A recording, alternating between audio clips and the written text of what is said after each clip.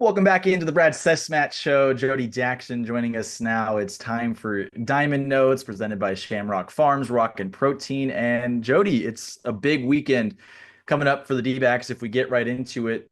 Can you believe we're sitting here in May? This is the first divisional series for the D-backs as they welcome the Dodgers for a four-game set. That's crazy, right? It is pretty crazy. I remember years where we would go there in the first 10 days, or we would go to Colorado, or they would come here actually. No one really wants to go to Colorado in early April because it could be snowing, but San Diego, it's always been like that. And this year it has been so strange, Jordan. I mean, we've seen teams like the Rays and the Yankees, had to go to the East Coast three times, which is really excessive if you think about it.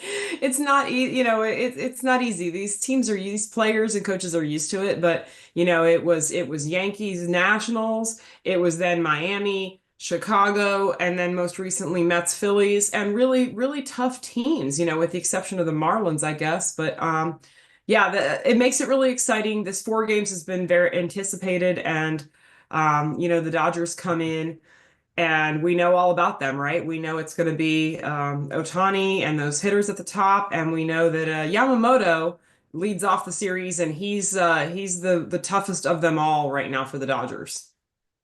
Before getting into the Dodgers too, I wanted to make note of that because obviously right now sitting 19-18, fourth place in the division, it's definitely been, I would say, a frustrating start on the fan side of things and people around the team. But I think that is, I don't want to say an excuse, but I think it's valid that they went to the East Coast three times early in the year. Where usually, yeah, you're going to stick around on the West Coast more. You're going to go to San Diego on the road, or maybe Colorado, or maybe Chicago is typically the furthest east you're going on a regular basis. But to go to New York and Florida early on, while you're trying to, especially pitching wise, kind of Yeah. get in shape, I think that's really tough on these players. And I know injuries have stacked up and usage has been a topic of conversation, but I think that's a real thing.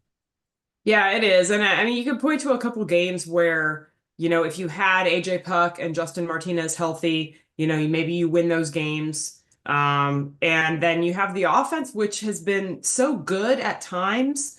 But, between that outburst at Wrigley, where the Diamondbacks lost that game but put up a 10-run inning, and then between that and a big inning on the recent road trip, there was like a stretch where they were only scoring like 2 runs a game. So they're still one of the best offenses statistically in the league, but they're not in the top two anymore. I think they're still in the top five.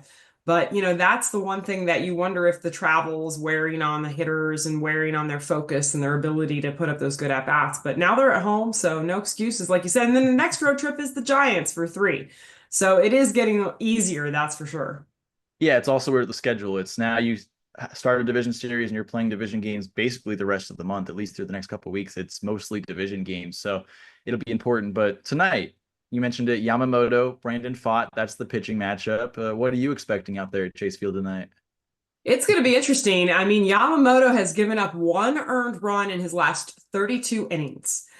Wow. That's ridiculous. He's given up a couple of unearned runs, and had a no-hitter going through five against Atlanta last time out. So this guy is so tough. The fastball's really good. The split is really good. We all know, the history of Japanese pitchers and those great split finger fastballs.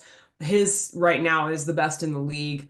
And then he's got other pitches too. He's got a curveball, he's got a cutter, he can throw all kinds of things. So the Diamondbacks have been good at wearing pitchers down. They did not do a great job of it with Senga 2.0, I guess. The first time they ran him out of the game, high pitch count. This last time really failed to, after he gave up walks, they did the smart thing, getting 5 walks in the first 10 batters, but then couldn't get that big hit to score some runs. So it's about continuing to have those good at bats.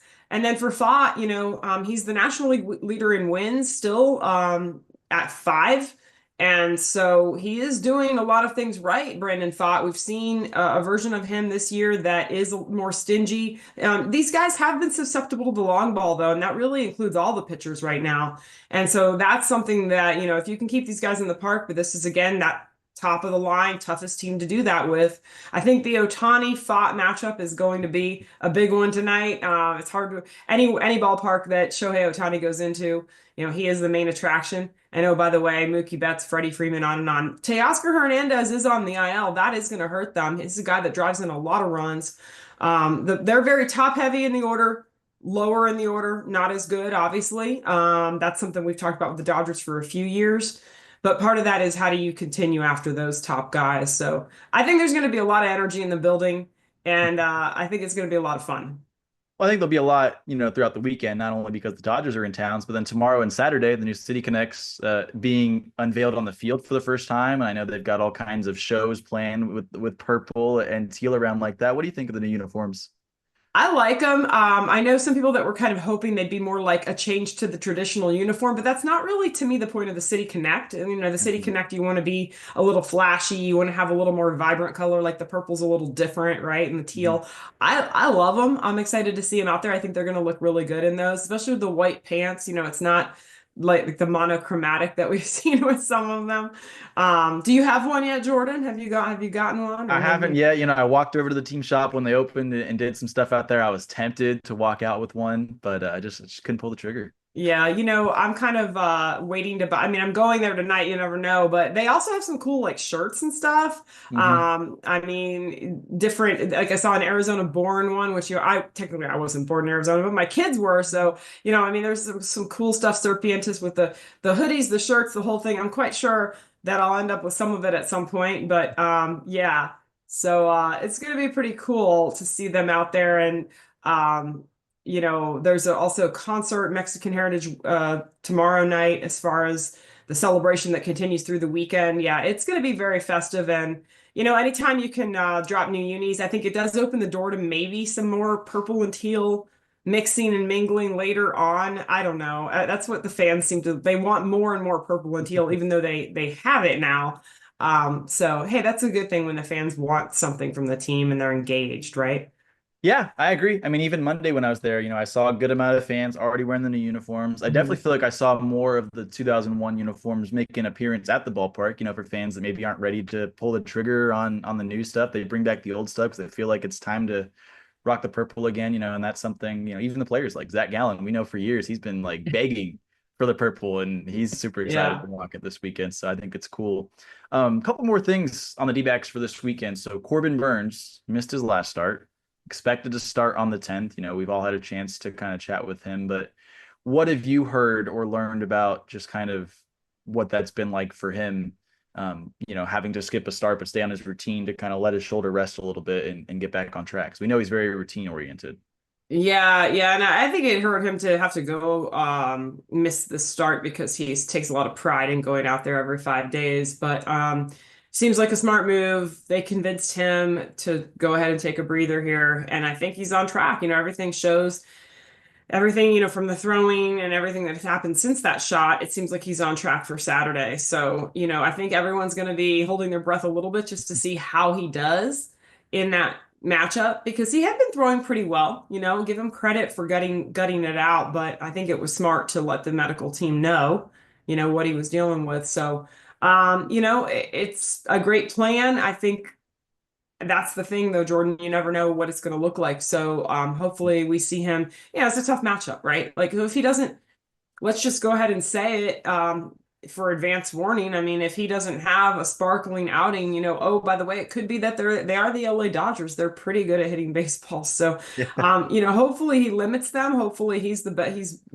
close to a really good or best version of himself.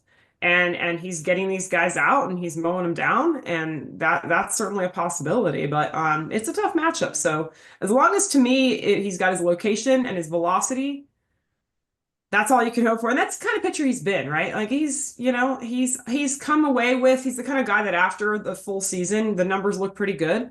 But he's a guy that, the Diamondbacks have squared him up at times, and I think is because he locates. He wants to throw strikes. And I think if that's there, if he's controlling the location and the velocity, I'll be happy with that. this weekend, what are you looking for with the Diamondbacks? Obviously, they're looking to win the series and kind of gain some momentum within the division. There's already talks about, tiebreakers with the Mets and the Cubs, and maybe it's just trauma from last year. And so obviously losing out on those tiebreakers early in the year. What are you looking for in this series though? Yeah, and I mean Matt's 3-3, not ideal when especially when you had a good chance in a couple of those. But I'm looking for, the one thing that stands out to me is just seeing Cattell maybe get back on track. Mhm. The at-bats haven't been awesome, but he also missed some time. He missed a pretty good chunk of time. And hitting homers in the ACL in the league over there and at Salt River is not the same as facing, Kodai Senga or late in the game yesterday. It was a late game, pinch hit appearance, and you're hoping for lightning in a bottle there. I mean, I don't fault Torey Lovell. That's what Ketel Marte is all about. How many times Mhm. have we seen him come up with a homer in the eighth or ninth inning, whether he's starting a game or pinch hitting or whatever? So I'm quite sure he's thriving on this. There's a little extra juice for this four-gamer against the Dodgers, and so I'm looking for just good at bats from these guys and making smart plays. I think yesterday after seeing Senga kind of spray it around, and then you get two walks, and then you go out. We saw it in the third inning. Perdomo, Pavin Smith, early count swings. Let guy if guys are not throwing strikes, just let that play out a little bit more, and that's hopefully it will equal some more runs. Brad Perdomo, have you gotten a chance to call him the Frogman yet? I did. The joke was Jeff Bannister said to me in that was in New York, I guess, and he said, it's funny Perdomo picked a frog like we're snakes. We are cold-blooded Yeah.